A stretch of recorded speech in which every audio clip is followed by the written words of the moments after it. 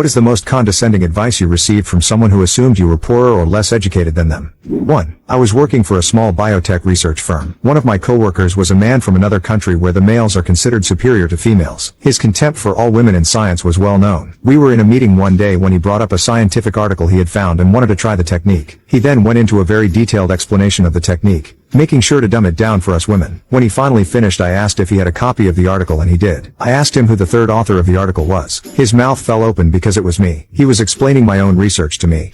2. I had finished scraping the bottom of my boat and decided to have a shower at the clubhouse. Scraping bottom paint must be the dirtiest job in the world, potentially dangerous to your health without proper clothing and a respirator. And I was utterly filthy. As I walked up to the clubhouse, a guy in his mid-40s, a new member it turns out, told me I was not allowed in the club, as no laborers allowed. I laughed in his face and kindly told him to fuck off. He then told me he was getting the Commodore and that I would be barred from working at this club again. I said good luck with that and again told him to fuck off. When I finished up in the shower, I went to the wardroom to meet my wife and to have a beer. This guy was in the wardroom talking to the Commodore when I came in. When he saw me, he said to the Commodore that I was a disrespectful shit and that I should be blackballed from the club. The Commodore said that I might be a shit, but I was a member in good standing and it would look bad if she tried to blackball her husband. 3. I sometimes look a bit of a mess, hair in ponytail, no makeup or little makeup, informal clothing, because reasons. So I often look younger and schleppier than I am. Well, okay, probably as schleppy as I actually am. One morning, I was called in by a partner to attend a meeting at a large, well-known firm. I wasn't planning to meet clients that day, so just had time to grab a jacket that maybe went with my jeans and head out. While I was waiting in the lobby, a young, male lawyer walked by me and felt compelled to ask if I was in the right location. I said I was. He wanted to know what I was doing there, waiting for a meeting. He said, "Really? Are you a client or a lawyer?" Lawyer. He stuck his smug blonde face in mine, patted my leg, and said conspiratorially, "Here's some advice. Try not to say much. It can only get you in trouble." I said, "Thank you," and he left. I headed into the conference room. There was a line of 4 lawyers from the firm on one side of the table, of which Blondie McSmugface was clearly the most junior. They represented the underwriter. This is a large investment bank, like Goldman Sachs or Merrill Lynch. I was the sole attorney on the side of the issuer. Blondie stared. We started the meeting with introductions. Then I took control and told them where they had improperly analyzed the securities regs, and told them how to change their documentation to correct the error. The partner, attorney, tried to justify his position,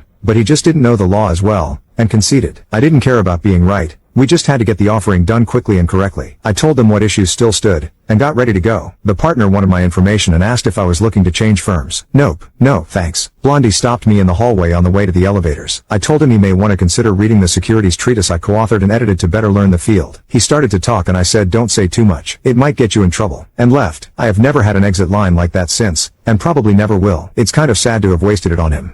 4. As a woman, I have experienced countless condescending comments over the years. This is a story where someone thought I was poor and in need of a job. I decided to clean the house of an elderly friend while she was recuperating from surgery. A wealthy friend of hers came to visit and I continued my cleaning. Shortly before leaving, she approached me and extended her card. "I don't expect you to recognize me or my name, but I am prominently mentioned in the society section of the newspapers. I'm married to a very prominent attorney. I have observed your work and deemed your skills and efficiency to be above average. It is so difficult to find good help these days." Those were her exact words. "And you speak English, a real feather in your cap. I'm so sorry that those illegals are taking away your customers. I have a number of friends who could use the services of a good English-speaking housekeeper. Please give me your name and number." "Oh, I have a card," I responded. I handed her my business card stating that I was an attorney at the ACLU. "Give your husband my regards. I am looking forward to opposing him in our upcoming trial in 2 weeks.